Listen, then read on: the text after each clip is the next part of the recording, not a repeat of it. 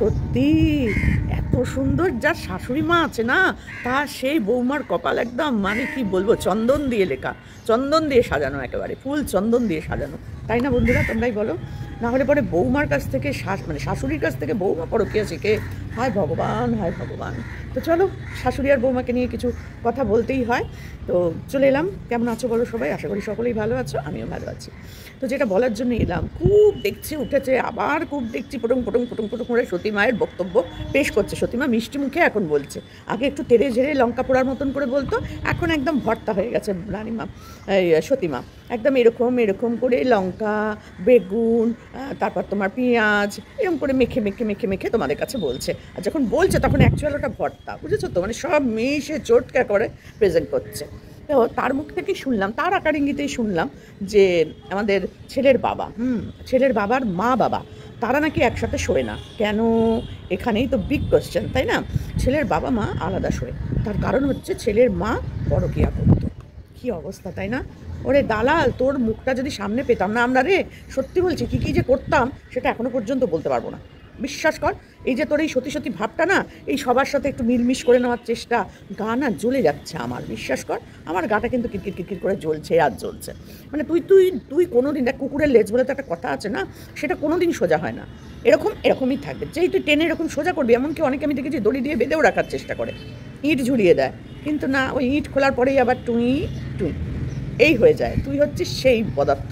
তোকে যারা চেনে না তারা এখনও মানে ঠিক মতো প্রকৃতস্থ হয়নি, বুঝেছিস? আমরা চিনি। যতই তোর বোনু দিদিরা সব আসুক না কেন, বহিন বহিন করুক না কেন, সবাই তোকে খুব ভালো করে চেনে, বুঝেছিস? সবাই তোকে খুব ভালো করে চেনে। আর তুই ভাবছিস যে তোর ওরা তোর মানে এই ভেতরের যে ইমোশন দেখে একেবারে ওরা গলে গেছে।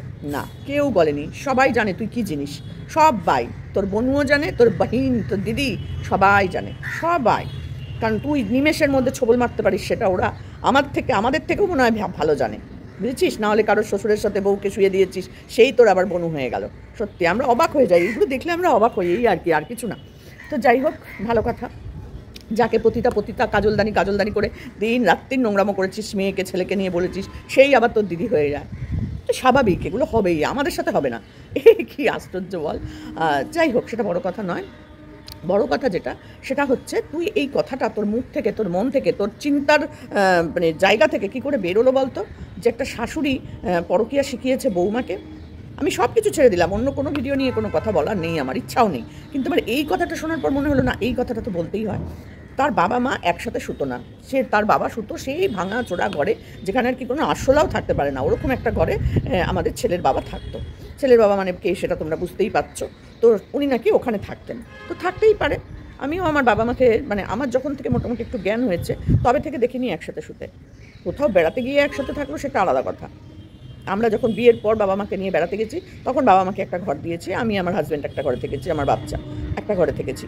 কিন্তু বাড়িতে যখন থাকতাম, বিয়ের আগের কথা বলছি, যখন আমি আমার বোন বড় হয়ে গেছিলাম, তখন কিন্তু আমি আমার বাবা মাকে একসাথে শুতে দেখিনি। আমার বাবা আলাদা ঘরে শুতো, আমার মা আলাদা ঘরে শুতো। তার মানে কি আমার মা পরকীয়া করতো? মুখটা না তোর মানে পূর্বে কিনা সন্দেহ আছে। তো যাই হোক, এই কথাটা শোনার পর থেকে আমার মুখটা নিষ্পিস করছিল কালকেই, কিন্তু ছিলাম অন্য জায়গায়, করতে পারিনি। এখনও দেখতেই পাচ্ছ আমি ছাদে বসে ভিডিও করছি, আর এই ছাদটা তোমাদের সকলেরই চেনা, এটা আমার বড় মেয়ের বাড়ির ছাদ।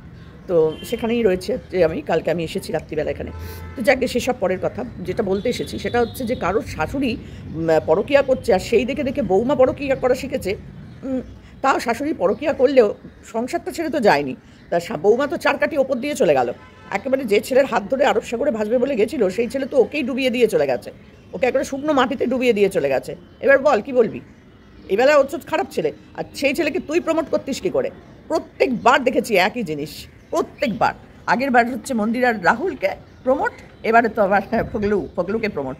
কেন রে, তুই এই সবগুলোকেই প্রমোট করিস? এগুলোই তোর প্রমোটের খাতায় আসে কি করে? সত্যি অবাক হয়ে যাই দেখলে পরে তোকে। আবার সেই শুরু করেছিস, হ্যাঁ, আবার সেই শুরু করেছিস। তুই ভাবিস না তুই সতীমা হয়ে গেছিস রে, ভেতর থেকে যা মানে আসছে, তোর ভেতরের ইমোশন কাজ করছে এখন। ওরে সর্বনাশ, তুই নাকি কোনো দিন কারোর খাওয়ার নিয়ে বলিস নি?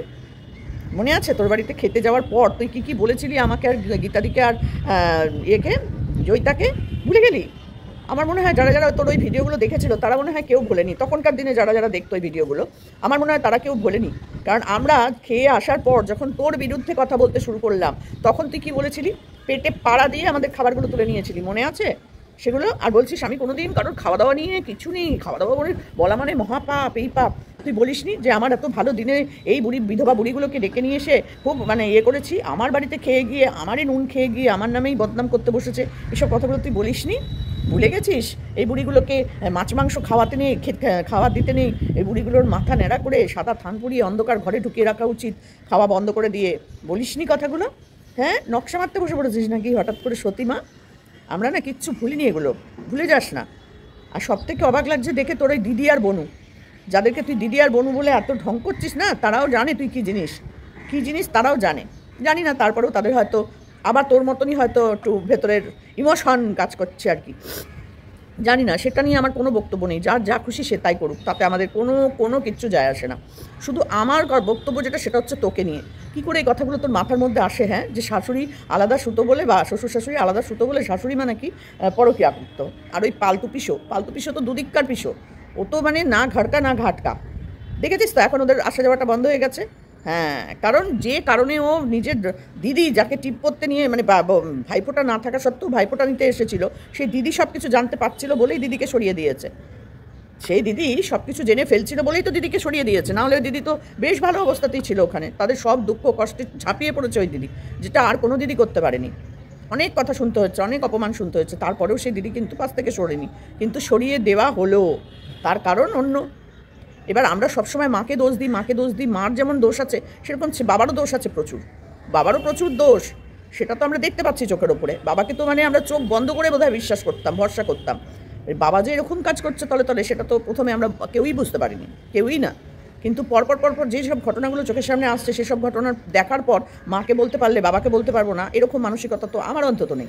মা যদি অন্যায় করে মাকে বলবো, বাবা যদি অন্যায় করে বাবাকে বলবো, কারণ কেউই আমাদের খাওয়ায় না, পড়ায় না, তাই না? হ্যাঁ, ওদের নিয়ে ভিডিও করে কি ভালো রেভিনিউ ইনকাম করছে অনেকেই, আমার কথা বাদ দে, আমার তো ভিউজই নেই। তুই তো বলেছিলি না ওর ভিডিও কেউ দেখবে না, ওর ভিডিওতে কেউ ভিউজ দেবে না, বলেছিলি না? মনে নেই?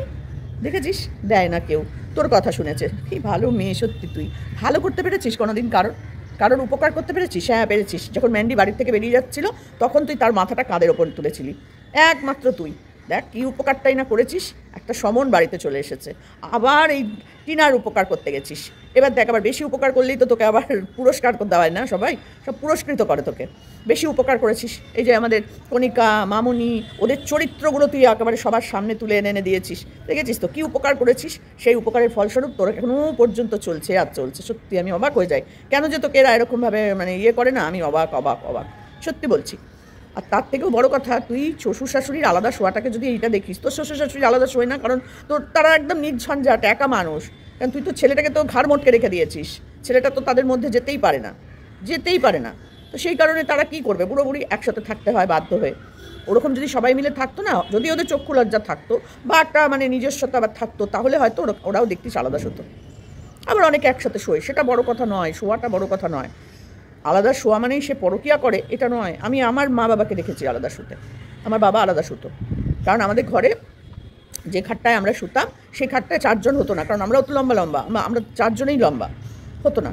তখন বাধ্য হয়ে বাবা আবার আলাদা একটা খাট বানায় বাবার জন্য, সেটাও 6 ফিটের ওপরে খাট, বুঝেছিস? সব কিছুর পেছনে একটা করে কারণ থাকে, সেই কারণটা একটু জানার চেষ্টা করতে পারতিস তো, যে কেন ওরা আলাদা শোয়। আর তারপরে ওরা ওই ঘরটার মধ্যেই সোনা দানা সমস্ত কিছু রাখতো, যে ঘরটা আর কি আরশোলা টিকটিকিই থাকে আর মানুষ থাকার মতো না, সেই ঘরটাতে ওই ভদ্রলোক কী করে থাকতো? ভদ্রলোককে আলাদা করে দিয়েছে, মা ছেলে একেবারে সব কিছু গ্রাস করছে, ভদ্রলোক বাড়ির বাইরে শুধু চাকর বাকরের মতো খাটতো, তাই না? সত্যি অবাক লাগে। আর সেটা দেখানোর জন্য, মানে এটা নয় দেখানোর জন্য নাকি ইচ্ছা করে টেবিলে বসে খাওয়া, ইচ্ছা করে বেড়াতে যাওয়া, ইচ্ছা করে নাকি চা জল খাবার, যেটাই খেত সব একসাথে বসে খেত। বেড়াতে যাচ্ছে তখনও বাবাকে সাথে নিয়ে যাচ্ছে শুধু দেখানোর জন্য, ওদের মন থেকে কিছু করেনি। তো তুইও তো তোর শাশুড়ির সাথে যখন যাস, সেটাও যে তুই মন থেকে যাস না, সেটাও তো আমরা বুঝি। বিয়ে বাড়িতে গেলি, গাড়ি করে গেলি, এলি, ওই শ্বশুর শাশুড়িকে নিয়ে গেলি না তো, নিয়ে এলিও না পর্যন্ত, সেগুলো মনে হয়নি তোর যে এগুলোও তো আমাকে দেখে লোকে বলবে? মনে হয়নি, কারণ তোর এগুলো মনে হবে না তো, তুই নিজে নোংরামো করিস আর লোকের ভালো করতে গেছিস, লোকের তুলতে গেছিস বসে বসে। তা কে মানবে তোর কথা? নিজে সেজে গুজে চলে গেলি গাড়ি নিয়ে বিয়ে বাড়ি, আর ওই সাজ্জাকে, সেটা বড় কথা নয়। বড় কথা হচ্ছে তুই যে গেছিস, তো সেখানে তো শ্বশুর শাশুড়িকে নিয়ে যাসনি, তো ফেরার পথেও নিয়ে আসিসনি, না গেছিস আলাদা, আসার সময় তো একসাথে নিয়ে আসতে পারতিস, ওদেরকে নামিয়ে তারপর তুই আসতিস। না, সেটাও তুই করিসনি। তুই আবার বড় বড় কথা বলিস কী কারণে রে? একটা খাবার ওপর থেকে দিলে পরে কখনো তুই বলিস না যে ওপর থেকে শাশুড়ি মা পাঠিয়েছেন, ওই ওপর থেকে খাবার দিয়ে গেছে, ওপর থেকে খাবার এলো, এরকম কথাবার্তা বলিস। তা তুই ভাবিস না যে এগুলো ঠিক নয়? হ্যাঁ, 5 বছর যে মেয়েটা সংসার করলো, সেই মেয়েটা হঠাৎ করে তার শাশুড়ির পরকীয়া দেখতে পেলো।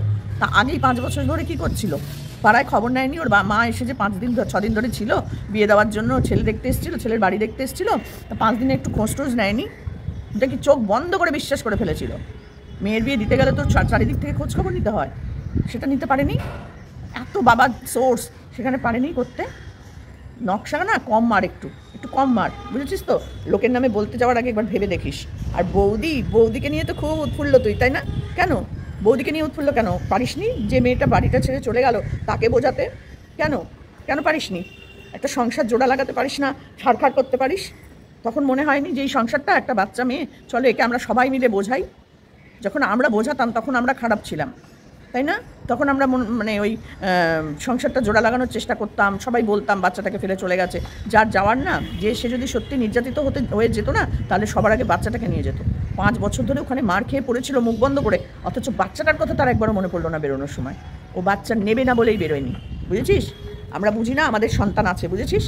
আমাদের সন্তান আছে, তোর নেই, তুই এরকম বড় বড় ডায়লগ দিতে পারিস, কিন্তু আমরা বুঝি ও কেন ওর ছেলেকে নেয়নি। কারণ ওই দুরন্ত বাচ্চার দাপানি ও সহ্য করতে পারবে না, দেখতে পারবে না বাচ্চাকে। কারণ ও নিজেই অতবেলায় ঘুম থেকে ওঠে। যে বাপের বাড়িতে এসে অতবেলায় ঘুম থেকে উঠছে, ফ্ল্যাটে অতবেলায় ঘুম থেকে উঠছে, সে শ্বশুরবাড়িতে ভোর 5টার সময় ঘুম থেকে উঠতো, কেউ বিশ্বাস করবে? করবে না। তুই যতই শাক দিয়ে মাছ ঢাকার চেষ্টা কর, কোনো দিন বিশ্বাস করবে না। তাই জন্য আমরাও বিশ্বাস করি না। ঠিক আছে, 8টায় উঠতো, 9টায় উঠতো, তার আগে ও উঠতো না। কারণ ওর অনেক ভিডিওতেই আমরা দেখেছি সেই কথাগুলো। আজকে আমরাও সবাই চাই যে ওর কাছে সন্তান যাক, সন্তানকে দেখার সুযোগ পাক, সব কিছু হোক। একটা মার কাছ থেকে তার সন্তানকে ছিনিয়ে নেওয়া, এটা বড্ড কষ্টকর, বড্ড কষ্টকর। আমরা সবাই বুঝি। এতটাই সহ্য করছে মেয়েটা এই ব্যাপারটা নিয়ে, আমার কষ্ট লাগে। কিন্তু মেয়েটা নিজের দোষে নিজে কষ্ট পাচ্ছে, অন্য কেউ ওকে কষ্ট দিতে আসেনি। আর ওই ফোকলা, সেও তো নিজের দোষেই। ফোকলাকে তো কাছে টেনে নিয়ে এসছে ওই যদি আজকে ধরা না পড়তো না, তাহলে ও এখনও পর্যন্ত ওই একই কাজ চালিয়ে যেত। এদিকে টুং টুং টুং করে ওপেন দ্য বডি হয়ে যেত, আর ওদিকে ক্লোজ দ্য বডি হয়ে যেত। দুটোই হতো, ওপেন আর ক্লোজ দুটোই হতো, বুঝেছিস? ধরা পড়ে গেছে বলে আজকে এই জায়গাটা এসে হাজির হয়েছে। যদি এটা না হতো, অনেক ছেলেই আছে এগুলো সহ্য করে নিতে পারে না। নিজের বরকে দিয়ে বসিয়ে ভাব না, এটা নিজের বরকে বসিয়ে ভাব। অবশ্য তোর বরের তো আবার আছে কিনা সন্দেহ, এই খারাপ ভেবো না, মেরুদণ্ডের কথা বলছি। হ্যাঁ, ওটা আছে কিনা এটাই হচ্ছে সন্দেহ। যদি থাকতো না, তাহলে তোর মানে ভিডিও করাটা আমার মনে হয় সবার আগে বন্ধ করে দিত, যদি সত্যি করে তার ওইটা থাকতো। নেই বলেই তুই আজকে এই জায়গাটা এসে বুঝতে পেরেছিস পয়সা রোজগারটাই বড় কথা নয়, তার সাথে সাথে সম্মানটাও দরকার। একটা মাস্টারের বাড়ির বউ তুই যা করছিস, আর তুই যা মানে অসভ্যতম করছিস, সেটা ওদের সম্মানে লাগে। ওই কারণেই তোর মুখটা ওরা দেখতে চায় না। তুই যখন ওদের সাথে বেরোস না, তখন তোর শ্বশুর শাশুড়িকে দেখলেই বোঝা যায় যে কতটা স্বাচ্ছন্দ্য বোধ করছে তোর সাথে বেরোতে। তুইও সেম। আর বড় বড় ডায়লগ দিয়ে না অন্যকে ছোট করিস না, বুঝেছিস? মাথার মধ্যে তো কিছু নেই, শুধু কুট বুদ্ধি ছাড়া। এই তো আবার শুরু হয়ে গেছে তোর ভাইয়ের তোর প্রতি আবেগ ভালোবাসাগুলো উগড়ে দিচ্ছে। কেন রে বারবার এরকম হয়? কেন পারিস না কারোর সাথে সম্পর্ক ঠিক করে রাখতে? এবার পোষ্যটাকে ছেলেকেও নিয়ে বেরোতে পারিস না কোথাও, এমন তোর কপাল। এটাই হয়, নিজের ছেলেকেই, নিজের পোষ্যকেই তো ছেলে তোর, সেই ছেলেকেই তুই ঠিক করে সব জায়গায় নিয়ে যেতে পারিস না, তুই আবার অন্যকে নিয়ে বসে পড়িস বাচালতা করতে। একদম যাচ্ছে তাই একদম। তা চলো বন্ধুরা, এটুকুনি বলার ছিল যে শাশুড়ির দেখে বৌমা প্রেমে পড়েছে, একদম ইউনিক কন্টেন্ট, ইউনিক টপিক নিয়ে আলোচনা করেছে একেবারে। আমার মনে হয় ওর শ্বশুর শাশুড়িও ওকে এইটাই শিখিয়েছে। ওর শ্বশুর শাশুড়ি না, ওর মা বাবা। শ্বশুর শাশুড়িকে কেন বদনাম করবো? ওনারা একজন শিক্ষিত ভদ্র পরিবারের মানুষ, ওনাদের বলবো না। আমার মনে হয় ওর মা বাবা ওকে এটা শিখিয়েছে, এছাড়া আর কেউ এরকম শিক্ষা দিতে পারেনি ওকে। চলো টাটা।